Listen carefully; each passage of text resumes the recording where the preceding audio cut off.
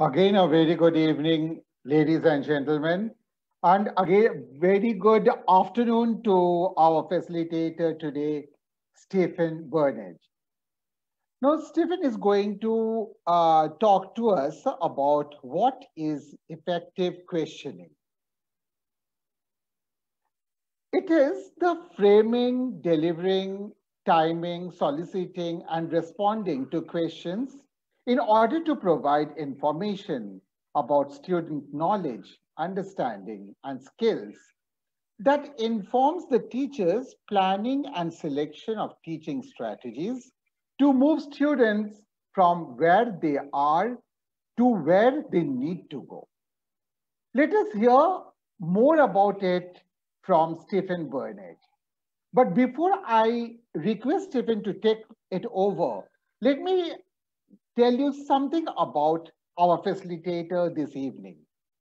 Stephen is a sought-after expert practitioner, consultant, and a trainer in school leadership, outstanding learning and teaching, engaging with data and assessment, performance management, behavior, staff development, coaching and mentoring, and music and the performing arts.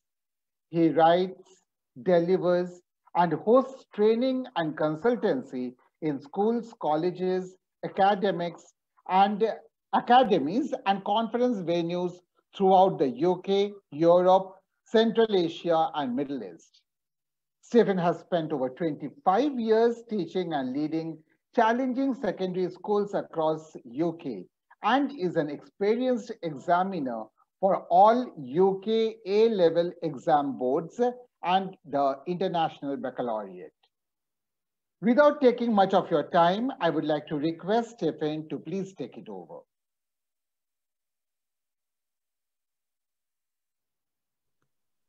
Stephen. Thank you. I'm just resharing my screen.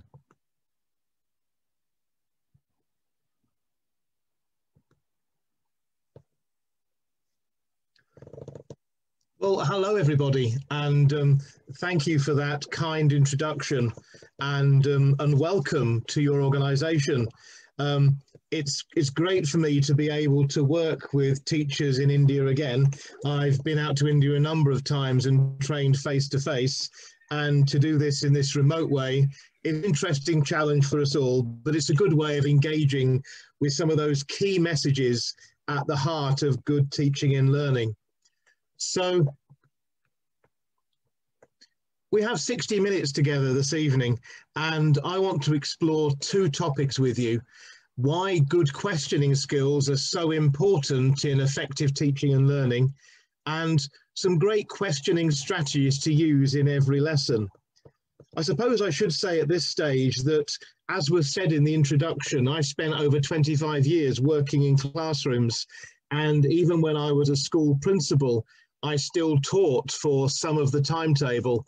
And I do think it's really important that any training, any masterclasses, any workshops that I work on are firmly based on practical things that teachers can do in the classroom. So I will be mentioning some theory today, but most of it is going to be good practical strategies that teachers can use straight away. So the first thing we're going to look at is, why are good questioning skills so important? And Guy Claxton once said that good learning starts with questions and not with answers. I work all over the world as not only as a trainer, but also as a school inspector. And I know when I'm seeing a good lesson by the quality of the dialogue in that classroom, because good teachers are not telling students, they're engaging students in discussion, and questioning is three-way. It's teacher to student, student to teacher, and of course, student to student. But I would suggest in this first part that good questioning has to be at the heart of every good teaching and learning experience. So why do we ask questions? Well, Paul and Elder in Critical Thinking, Basic Theory and Instruction said that thinking is not driven by answers, it's by questions. And if we can get students to engage with our questioning and to question themselves and to question each other, then we know we've got high quality thinking taking place. Another reason we might consider why we ask questions was some research by Smith, admittedly way back in 1998, but it does say that language-rich classrooms are more conducive environments for learning and for progress. And as Einstein said, going even further back, the important thing is not to stop questioning. Curiosity has its own reason for existing. So in classrooms, the ability of students to be able to express their views and thoughts generated through our questions is fundamental to high quality learning. Really, there are four basic functions to questions. The first is to develop interest and motivate students to become actively involved in lessons. I love to see students presented with questions at the start of a lesson. Rather than sharing a learning objective, we might be saying to students, I have a question for you I want you to solve today. Yeah? Or here's a problem I need help with. But questioning will capture their interest and will motivate them to find out more. During the course of a lesson, it can be very tempting as teachers for us to give answers all the time. A student comes to you and says, I don't understand, or what are we doing next, or how do we do this? And it's our instinct as a teacher to tell them.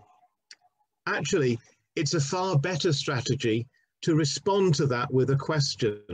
If they say they don't understand, say to them, well, what could you do self-understand better? Or who else could you ask? How else could you find out? When have you done this before? Is there a place in the textbook where you could research this? All of that questioning encourages the students to be motivated to learn for themselves and also to take responsibility for their own independent learning. And independent learning is something I love to see as a school inspector. The second function of questioning is to develop those critical thinking skills. If we want to empower our students to be good independent learners and the citizens of the future, they need to be able to solve problems and think things through without us telling them how to do it. And good questioning is at the backbone of how we do that. It also encourages students to review their learning. And of course, we don't just have to review learning using questions at the end of a lesson. We can ask questions throughout the lesson, help them review their learning, in what they've done as they go through. So we might ask questions like, so what does this tell you about? So how do you explain that? Do you have any other answers for that? Why do you think that might be the wrong answer? Explain your reasoning to me. And all of those questions causes students to reflect and rethink their learning. And of course, the final reason we ask questions is it helps to stimulate students to pursue knowledge on their own and to ask their own questions in life generally. We don't want to be the sole source of learning for them, because once they move on from school, where will they go? But if we develop eager, motivated and inquiring minds, then we know then that we've done our jobs as teachers to equip students to do really well. And as Cotton says, instruction which includes posing questions is more effective in producing achievement gains than instruction carried out without questioning students. So again, it stands to reason that questioning has to be at the heart of everything we do as teachers. Other reasons we might ask questions. It might be to guide thinking and learning. We know when students get excited and motivated, they can go off in all sorts of different directions. Sometimes that can be good. At other times, though, we need to use questioning to bring students back to what we need them to think about and what we need to focus on in their learning. We might use questions like, is what you're doing helping you learn about the content of the lesson today? Or other such questions. We might also use questions to help students model their thinking. In other words, we use demonstrate. So we might use questions like, how do you think we can solve the problem? Or if you approach it in that way, what will be the positives of that approach and what might be the barriers that are going to stop you learning? So we model a process where students are actually thinking about the process of thinking as well as actually thinking themselves. It's what we call metacognition. And a little later this month, I'll be doing a training session on thinking about thinking and metacognition for anyone that would like to be involved. We also use questions to assess and evaluate. But of course, that's not just between us and the student. We might use questions to check their understanding and use it as a formative assessment tool. But also, of course, we can get students to peer assess each other. And if we give students a question bank, they can self-assess themselves. So we might, for example, give students a task, and then at the end of the task, we might present 3 questions to them. What have you learnt? How can you show me you've learnt it? What do you think the next steps need to be? And those reflective questions will help them evaluate their learning and also go on to the next point, reflect on their learning and to lead on to future learning. Another tool for questioning is to identify gaps in learning. So if we're moving on to a new topic, then we might use questioning to find out what students know already. Quite often at the start of a lesson or even on a training session with teachers, the very first thing I'll do is I'll say, you've got a few minutes. I want you to think about everything you know about this topic and write down a few bullet points to share. Now, whilst I haven't phrased that as a question, that questioning can be used to identify gaps. It can also help us create a focus on a particular topic.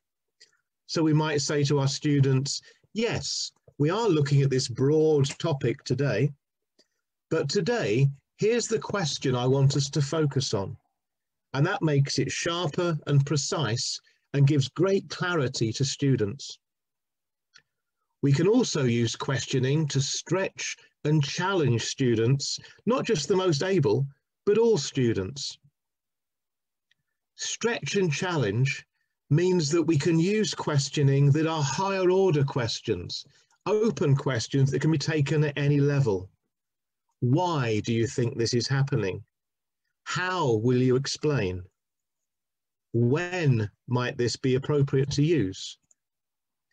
All of those W questions I'll talk about a bit later on. We can, of course, use questioning to check understanding.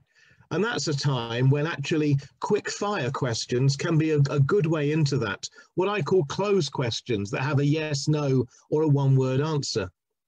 There's still great opportunities for closed questions, but we can also check deep understanding by asking open questions that require a longer response, a paragraph, or more thought. And of course, the last but not the least reason we ask questions is to ignite curiosity. If we can craft a really good question at the start of a lesson, we can have our students captured in the palm of our hand for the whole lesson as they excitedly work to find out the answer to the question we've presented. And that, I would argue, is the skill of a really talented teacher. So a little break there. Let me just share some statistics for you. Yeah. On average, teachers ask about 400 questions every day. That's 70,000 questions a year. So my question to you is, surely it would be better if we learnt to ask fewer questions, but better questions. And that's what I want to move on to now. Asking better questions and asking questions better. Now, please forgive the slightly clever use of English there, but we've got two things to look at: the quality of the question wording, but also the way as teachers we actually present the question to the students. That's the asking questions better bit. So teachers can improve students' learning by asking fewer but better questions. It's not only what we ask that's important, it's also how we ask it. So what makes a good question?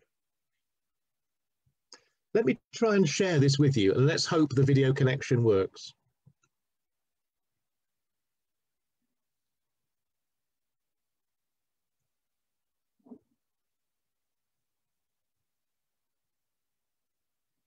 Not to worry, that's not working. So we'll leave that and we'll move on. Oh, hang on, it might be working. Just bear with me. I'll just share a different screen.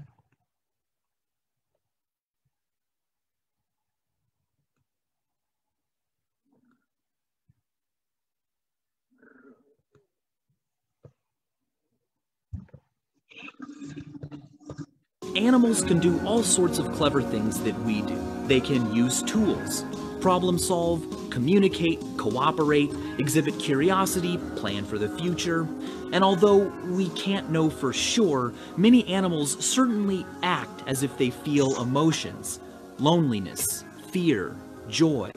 Apes have even been taught to use language to talk to us humans. It's a sort of sign language that they've used to do everything from answer questions to express emotion or even produce novel thoughts. Unlike any other animal, these apes are able to understand language and form responses at about the level of a 2.5-year-old human child. But there's something that no signing ape has ever done. No ape has ever asked a question. They have never wondered out loud about anything that we might know that they don't. I'd like you to think back to when you were 5 years old. We asked, on average, 65 questions per day, most of them starting with why. The average 8-year-old asks 41 questions per day, and by the time we are 44 years old, we only ask 6 questions per day, most of them starting with when, where, or how much. The number of questions we ask per day doesn't increase until retirement. Now, why retirement? Because that's when we start asking, where are my keys and why did I walk into this room? It could be said that we entered school as question marks and we graduated as periods. Now that's depressing. Dr. Jonas Salk, the medical researcher who developed the first polio vaccine, said, "The answer to any problem pre-exists. We need to ask the right question to reveal the right answer." We don't find, create, or invent creative solutions. We reveal them by asking great questions. Asking great questions is a 3-step process. You start with what and then why questions before you ever ask how questions. Now, my favorite first question to ask about any challenge I'm dealing with is, what is the result we want to see, feel, and hear? Then I like to ask, why do we want to achieve this result? Finally, how are we going to achieve this result? The order to these questions is very important. If you start off asking the how questions before thoroughly defining your challenge with the what and why questions, you just be coming up with solutions in regard to a very ill-defined problem, which of course is not the best flow for problem solving. Challenge your friends by asking, who raised the best question in class today? You started school as a question mark asking why. Regain that question mark status by remembering to ask great questions every day. Consider how your life might change if you retired as a question mark instead of as a period. Then you might spend your golden years asking, what great book should I read today and why? Rather than, where are my keys?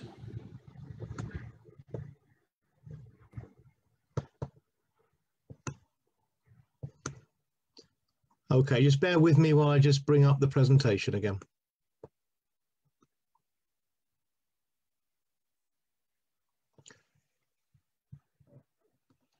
Okay, so the point of that video and the reason I wanted to share it with you was because the presenter highlighted that idea of a question hierarchy. We start with what, we move on to why, and the end with how. And that's what I call inclusive questioning, because if we frame what we want to find out, then we frame why we want to find it out. It makes how we find it out accessible to all of our students.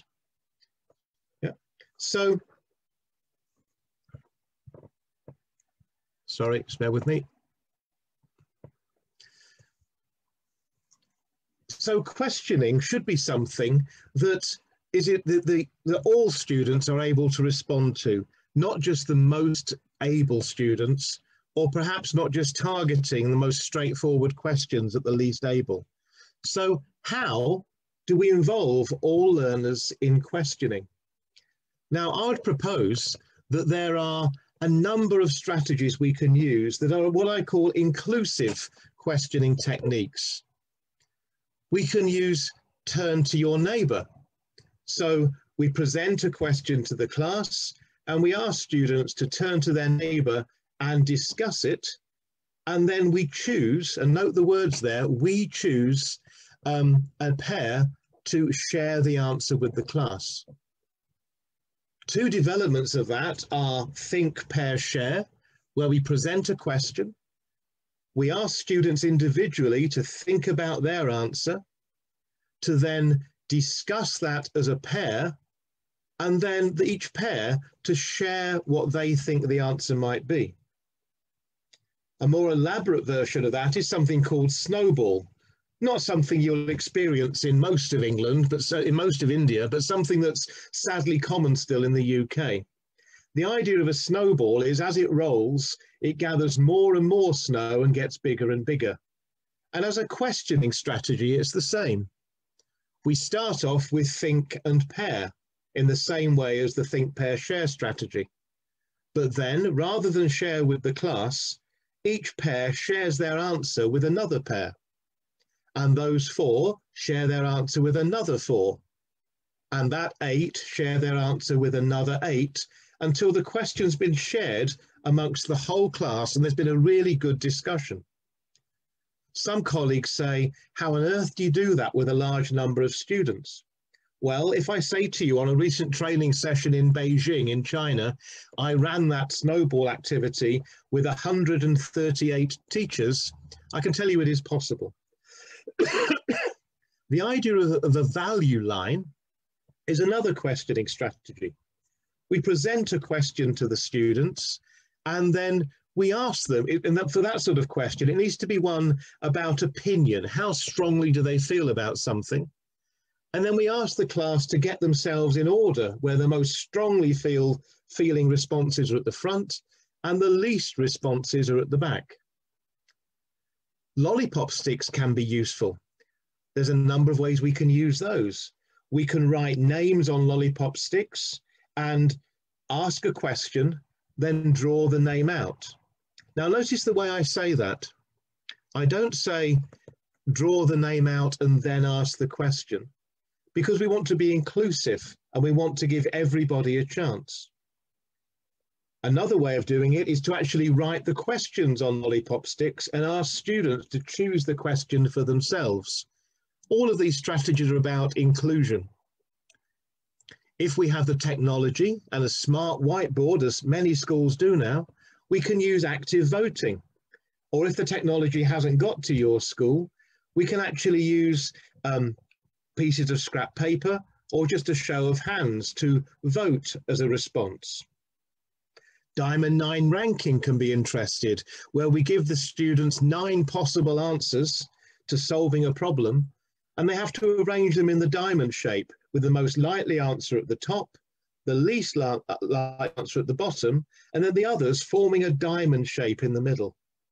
Now, what's important with any of these strategies is not the answers that students come up with, it's their justification for the answers. So the key thing that teachers need to do is to always make sure we ask why, or we say, tell me more. Because it's not good enough just to respond with an answer. We want to know the thinking behind that answer, because that's what encourages students to learn. And that's a good way of using whiteboards. Many schools across the world now have small whiteboards that children have, and they can write on them. Sometimes if that's not possible, we can get some sheets of white paper or card and laminate those. Or many schools have a school diary that has a laminated white page in where students can write their answers and then hold them up. And this is particularly good for students who lack confidence or who are shy or for cultural reasons don't want to speak in front of a class. Now, why does questioning matter? Well, there's been a lot of research to it, and the work by John Hattie looked at a number of strategies that actually impact on learning and teaching. And he said that anything that had a positive impact of 0.6 would result in 1 GCSE grade better. So he investigated all of the things that teachers do to help children learn. And he said any of the things you do that result in a change of 0.6 is a whole GCSE grade improvement. Now, when he looked at questioning, he identified that it was a 0.4 improvement, and it costs nothing to be a good questioner. Frequently when I'm training, teachers in the developing world say, well, how can we afford to do all this? Because we don't have the money to fund expensive interventions and high-tech computer equipment. Well, actually, sharing this presentation and encouraging teachers to ask questions costs nothing, and it will bring about an improvement of your students of over half a GCSE grade once the intervention's in place. So I've talked quite a lot. Let's have a little pause there about halfway through the presentation to hand back to the team and ask if there's any questions so far.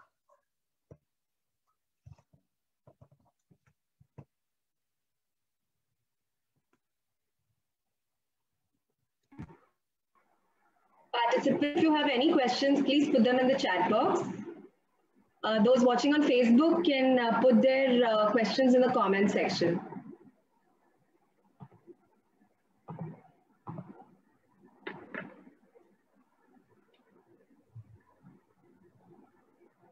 Okay, so we have a question from Swagata. How do we implement the snowball strategy in a virtual setup? That's an interesting one, and the challenges of virtual or blended learning has been obviously a significant challenge for all teachers across the world due to the pandemic. Now, it depends very much on your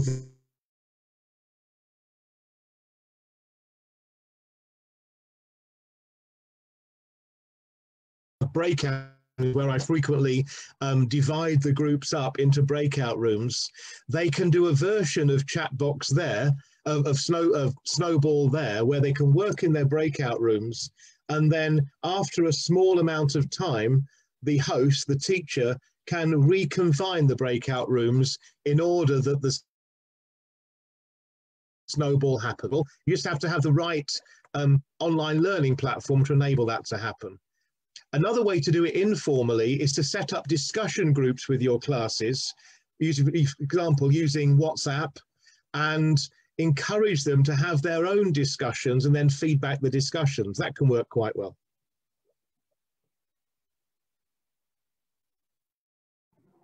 All right, I think that question has been answered. Swagata is happy with the clarification. We don't have any more questions yet. I think we can go ahead and take questions at the end then.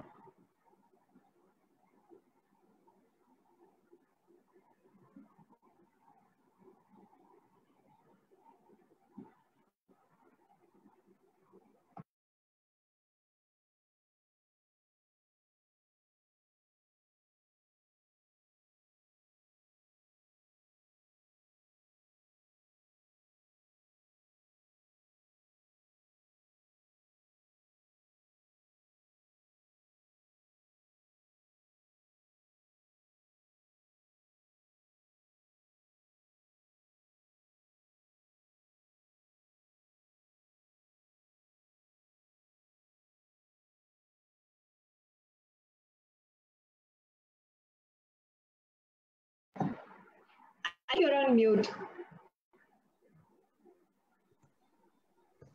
Hi.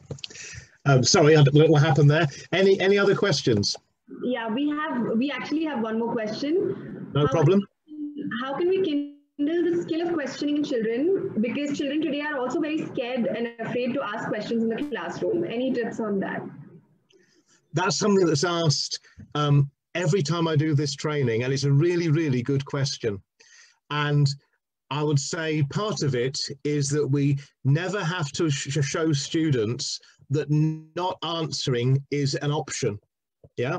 So if we ask, I mean, I'll talk about targeted questioning later, but if we ask students a question and they shrug and say, I don't know, or they don't say anything, we reframe the question, we say it in a different way, and then we say, I'm going to come back to you in 1 minute, think about it. Then we move on to another student with a different question. We come back. If they still don't know, we reframe the question again, and we say, I'll come back to you, think about it, go on to a different question, but we must still come back. If we come back a third time and they still don't know, then we say, I'd like you to have a discussion with people around you for 1 minute, and then I want you to present the answer that the group have decided on, and then you go back to them again. And the point is that if students know by saying, I don't know, or being quiet, that you just move on, then all of the class learn to do that. If they learn that you're never going to give up, we have a saying in the UK, it's like a dog with a bone. You're never going to give it up, yeah? Then eventually they realize that they have to respond. And out of consideration, because culturally, some students can be very reluctant to speak in class.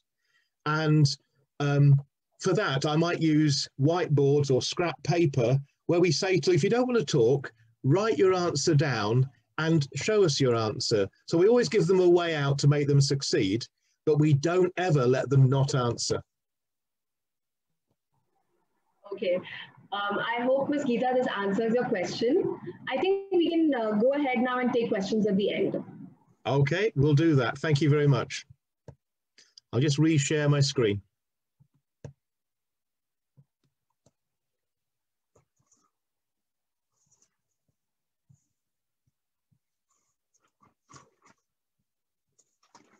Sorry, just bear with me. So in this second part, we're going to add to what I call the questioning toolkit, those things that we can all do as teachers to make the quality of questioning better. Now, because of time, I'm not going to show you that video. I'm just going to go through a number of strategies. So the first strategy I'm going to show you is something called IRF. Sorry, just bear with me. And IRF is what we call traditional teaching. So it has initiation, a teacher asks a question. It has a response, the student answers the question, and then it's feedback from the teacher. So for example, teacher says, what is 7 times 7? The student says, 49. The teacher says, well done. Now, that as a questioning strategy is a traditional strategy. It's called the IRF strategy. It has its limitations, but it still has its place. What I would argue is with the questioning strategies I'm sharing with you this afternoon, I'm not saying don't ask closed questions or IRF questions. I'm saying make sure you also ask more elaborate questions, more demanding questions, and get the balance right. It was that figure about 70,000 low-level questions. They were probably all IRF questions, as opposed to asking fewer higher quality questions.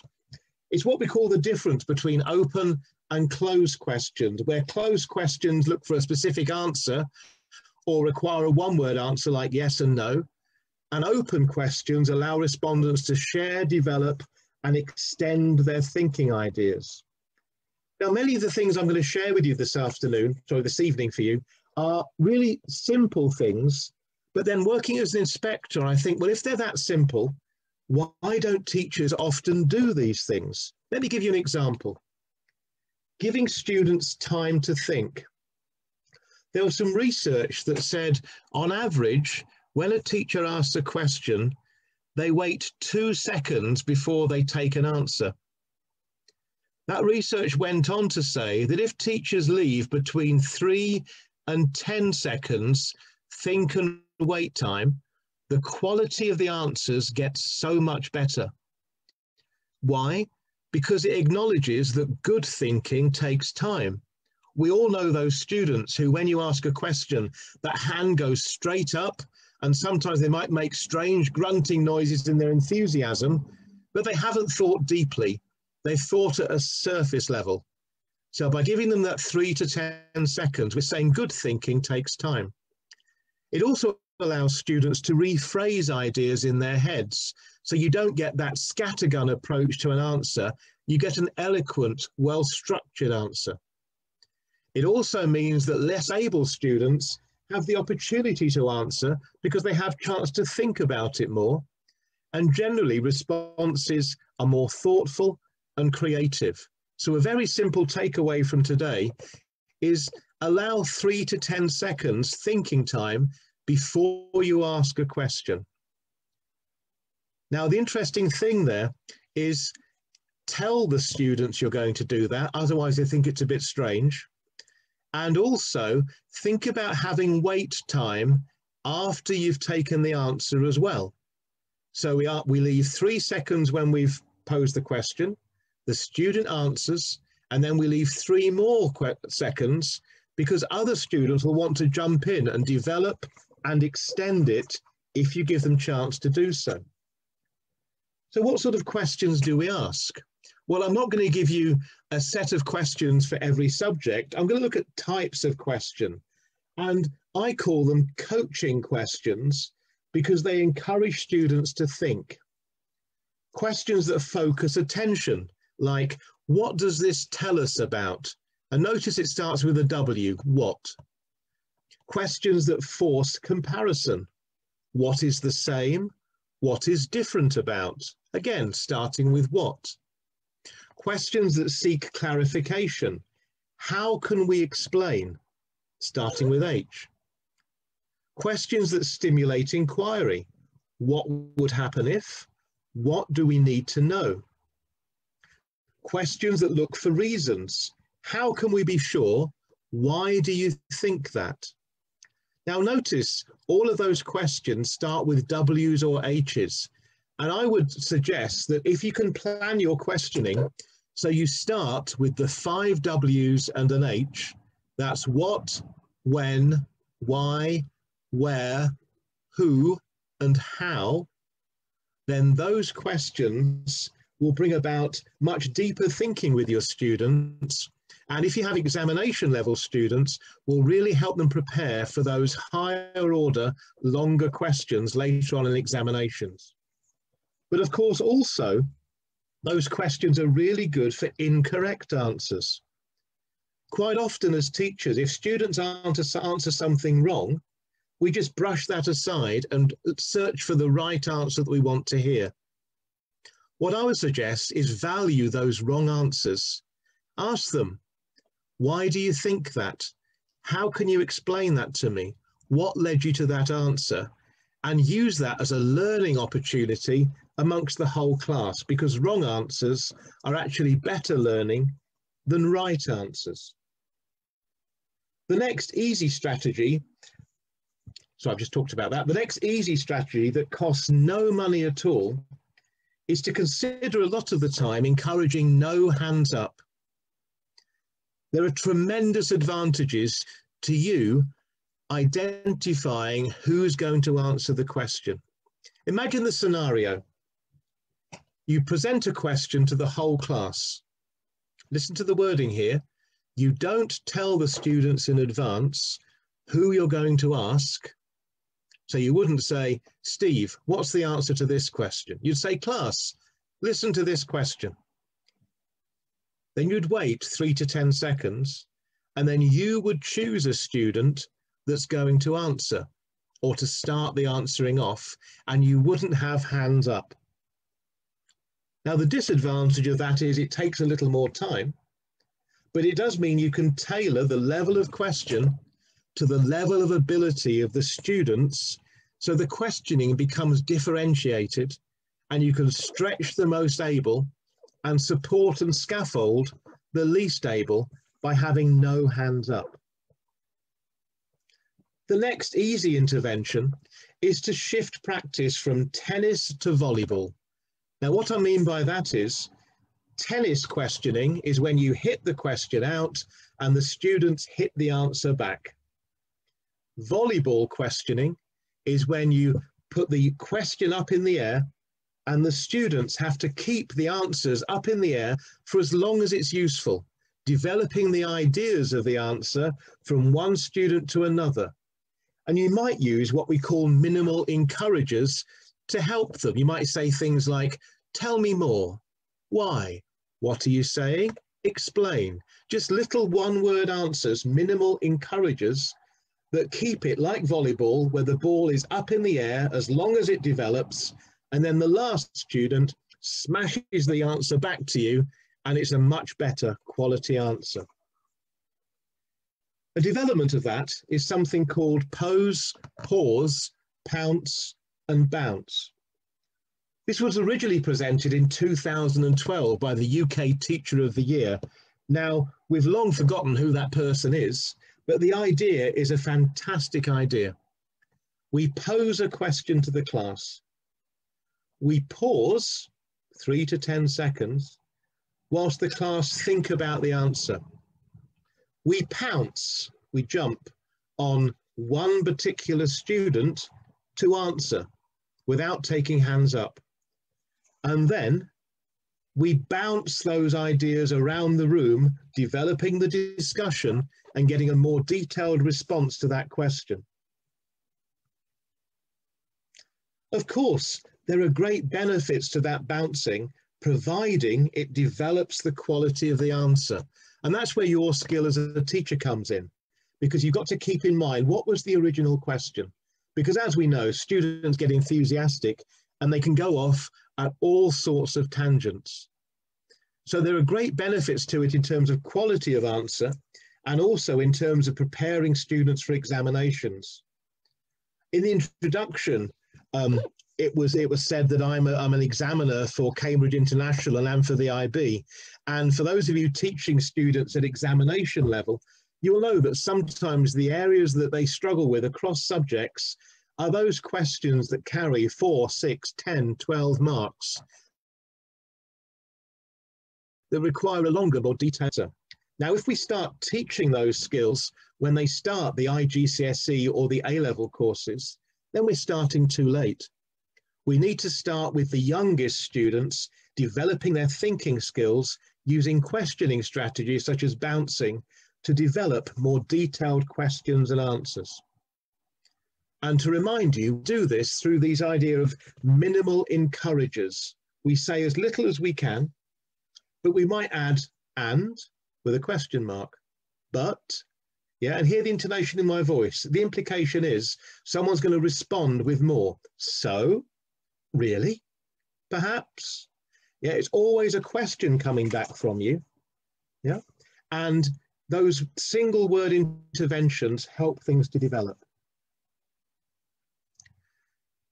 Now, it may sound like a strange thing to say, but we can't rely on questioning being good without putting the work in.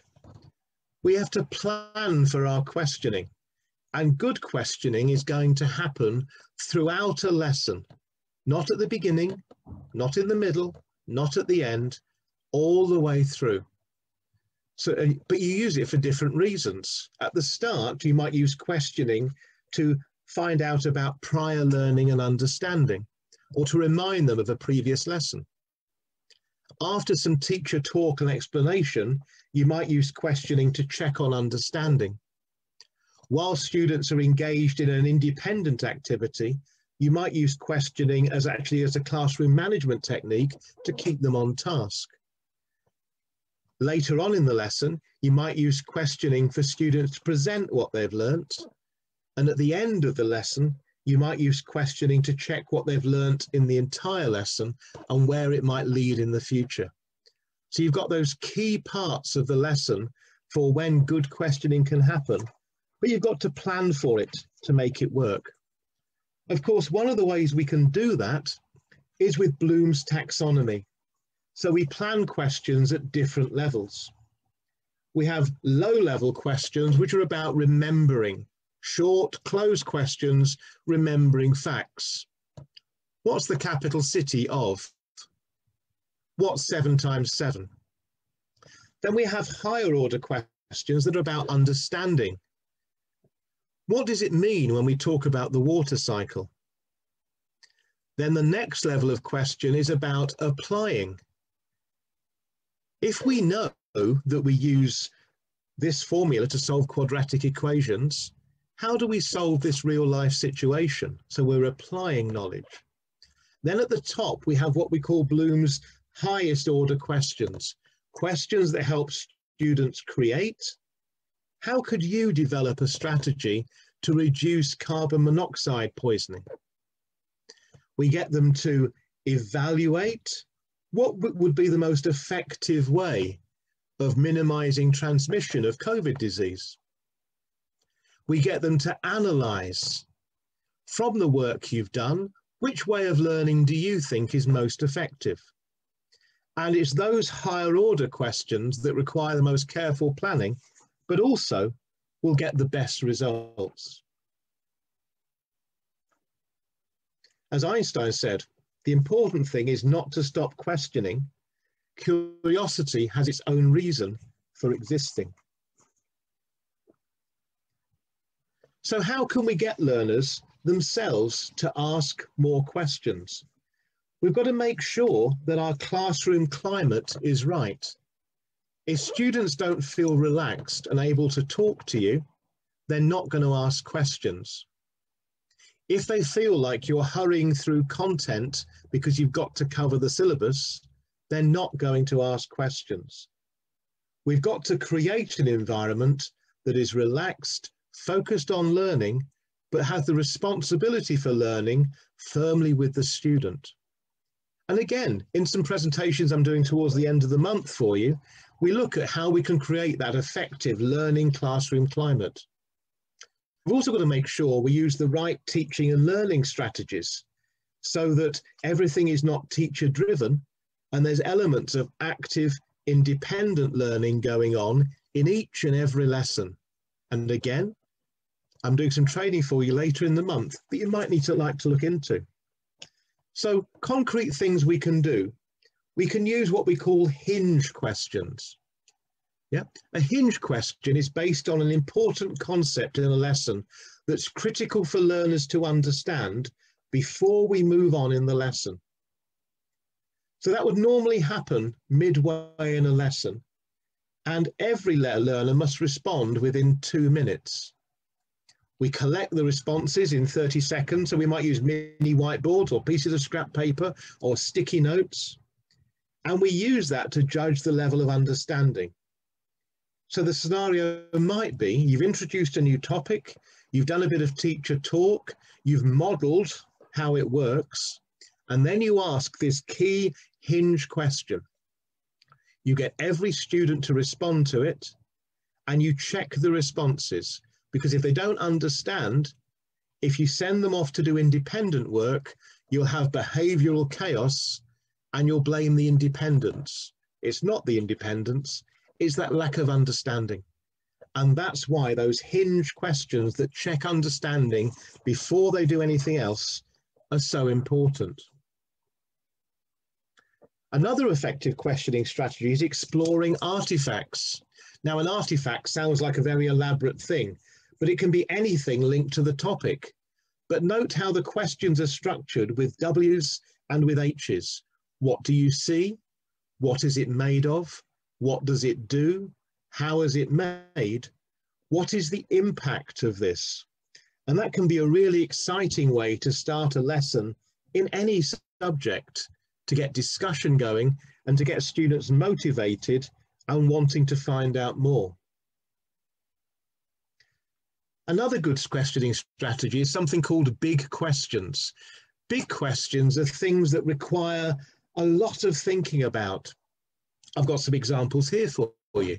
Why do empires rise and fall? What is a number?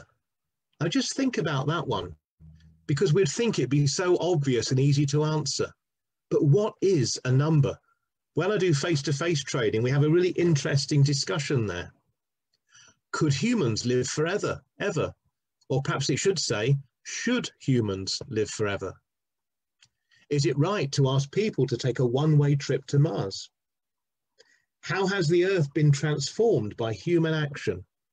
All of those big questions actually don't present a right or a wrong answer. The skill of them is developing students' thinking skills and encouraging them to debate and discuss. Linked to that is a slightly more frivolous idea called Thunks. Now, Thunks are questions that are really quite bizarre. I'm giving you some examples here, but if you want to Google this, Google the little book of Thunks, and there's some amazing questions there that cause you to stop still and just think. So, for example, if elephants ruled the world, what changes would you see? Say there's a food that you don't like, but someone else does. Is that because it tastes different for you, or because you don't like the taste and the other person does? Is something boring because of it, or because of you? If you could take a pill that would make you always happy, would you? Etc., etc. And again, in stimulating discussion and training skills, these thunks are incredibly useful. Now, some teachers say to me, but what use is that in my subject? And I'll say for all of us as teachers, sometimes we have to stop thinking as subject teachers, and we have to think about teachers of learning. And what all of us are doing is encouraging our students to question the world, to think deeply, and to develop the skills where they can think independently. And that's what Thunks do.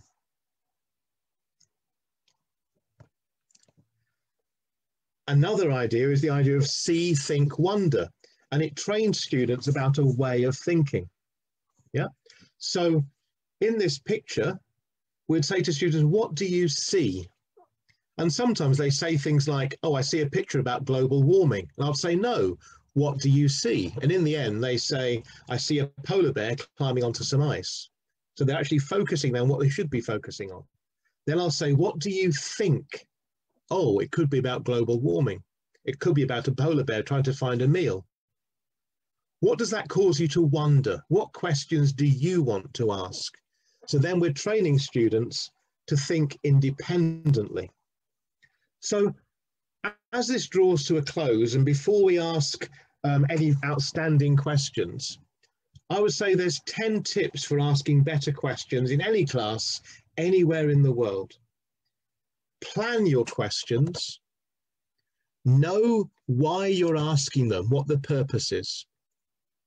Open conversation so that students feel able to talk back, because if they can talk back, they will ask questions back. Make sure you speak in your listener's language. Now, by that, I don't mean the mother tongue. I mean the level of language is appropriate for the listener, for the child. Use neutral wording where you're not colouring the answer. Follow general questions with specific ones that drill down into detail. Focus the questions so there's only one thing at once to think about, because otherwise less able students will get overwhelmed by the amount of things they've got to do. Only ask essential questions. Remember that thing about ask less questions, but ask better questions.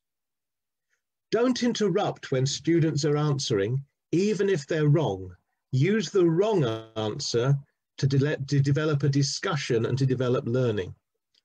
And transition naturally from one question to the next so that they can see the learning building and having understanding. Sorry, just bear with me.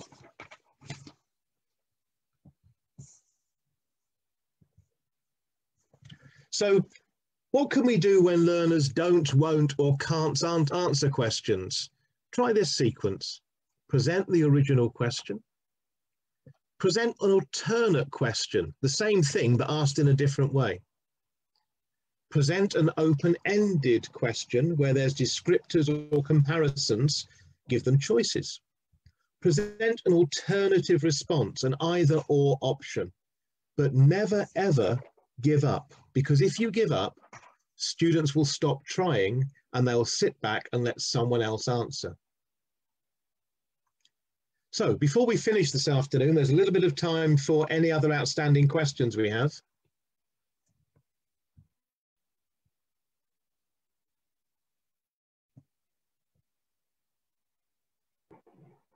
I think a lot of strategies have been very nicely covered, and there's some very good feedback in the chat box also that they're enjoying the session.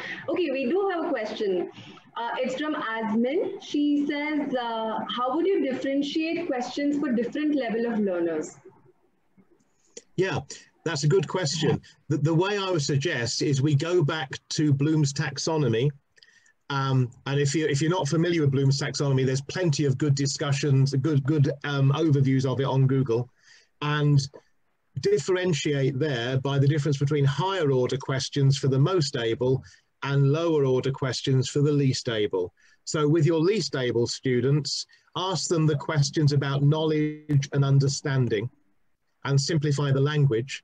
With your most able students, ask them those open questions that require them to create, analyze, and evaluate. And then for the middle ability students, you've got the middle of Bloom's taxonomy there. So Bloom's taxonomy is a good structure for planning differentiated questions. Asmin, I hope that answers your question. Okay, so she's saying, how is it then possible to push my middle ability students to reach higher? We have to start by teaching them the skills, because questioning, like anything else with learning, is something that students learn to do. They learn to develop their skills. So if you start off with middle tier questions, and then you might, for example, work with a group of middle ability students on a slightly more challenging question, but do it as a group activity where they're supporting each other, and provide some scaffolding. Now, I haven't time today to talk about scaffolding, but in one of the sessions I'm doing over the next couple of weekends, we're touching on scaffolding and supporting and differentiation as one of those topics. So perhaps you can drop in then and I can address it in more detail then. We have another question from Aparna. How to use the questioning techniques in a time-bound manner in class? Yeah, that's interesting, because teachers say, oh, I've got so much content to get to, I don't have time to ask questions. And my reply is not helpful really, or I'll make it helpful, but my reply always is, how do you have time not to ask questions? Because if we don't ask questions, how do we know the students are learning? How can we judge the pace of what we're doing? And of course, teaching is not about the delivery of content. Teaching is about encouraging students to learn. So what I say, it's a long-winded answer, what I say to teachers is, although it takes time at first to build questioning into your content, you end up covering content more quickly because the understanding is better. It takes more time at first, but gradually the learning speeds up, because with good questioning, students get more independent.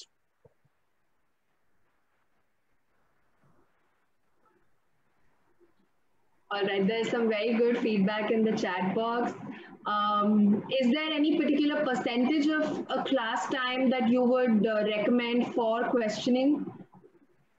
That's an interesting one, because I think I said at the beginning, I do quite a lot of training in India.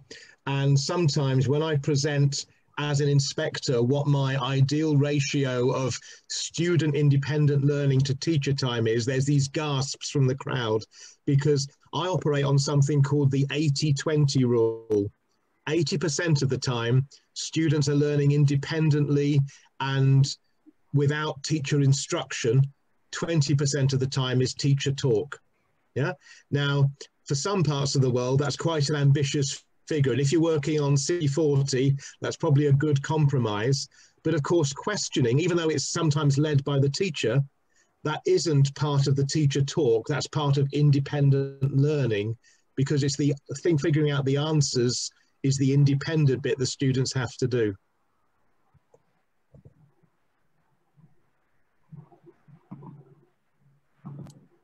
All right.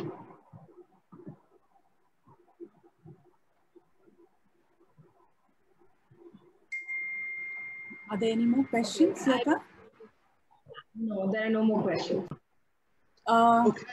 Well, if I can just say, it's been a real pleasure to talk with you all for the past hour.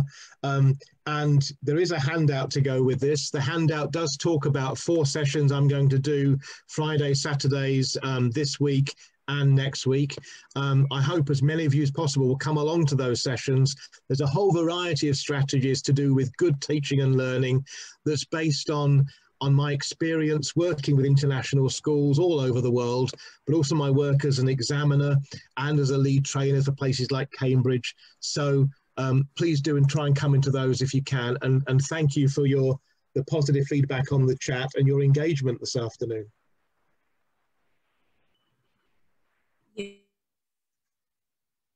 Yes, I think for such a stimulating session, I would say so, because I think you've talked about students being able to think independently and think deeply.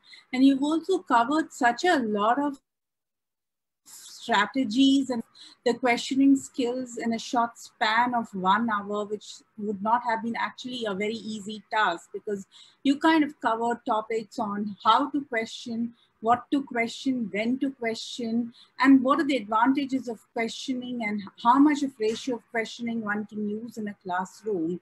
I particularly kind of take back the whole thing of, how can we move from being a tennis ball questioning to a volleyball questioning, which kind of moves on the questioning strategies. Of course, as teachers, we can only practice what you've said, and the more we kind of take back all the strategies and all the inputs that you have given us and practice it in the classroom will make us better as teachers and questioning abilities in our classroom, and move on from the lots to the hots, the higher order thinking skills and all of those things. But I think what is most important for me and what I take back is, and in fact, I wait for the 4 sessions where you're going to touch upon questioning skills and move on to metacognition and critical thinking skills, which is what you're going to cover in your 4 sessions.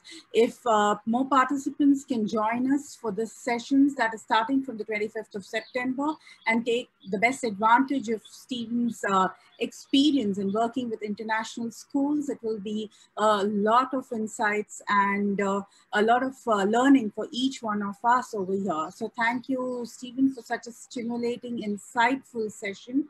And a very quick one, I must say, in order to cover all of the nuances of questioning skills.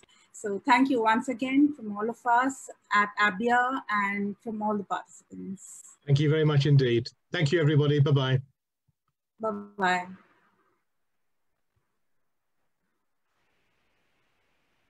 Please do take time with the feedback form. This will really help us, and look forward to you joining us this weekend.